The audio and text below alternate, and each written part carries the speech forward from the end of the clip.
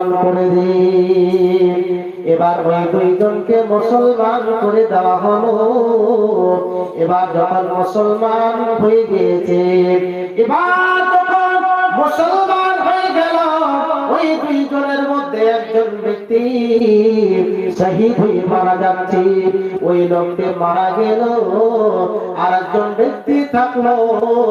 হযরতে তালহা রাদিয়াল্লাহু তাআলা আনহু বলছেন যে আমি স্বপ্ন দেখলাম এই লোকটি রোজা রাখলো। এবার এই রোজা রাখার পর এই রমজান মাসে কোরআন তেলাওয়াত করলো। এই কোরআন তেলাওয়াত করেছে, এই কোরআন তেলাওয়াত করার পর এইভাবে ইত্যাদি নেকি করেছে, সাদকা করেছে, দান করেছে, নফল নামাজ পড়েছে, এইভাবে যতগুলি ইত্যাদি নেকি রয়েছে সমস্ত জিনিসগুলিকে আদায় করে নিয়েছে।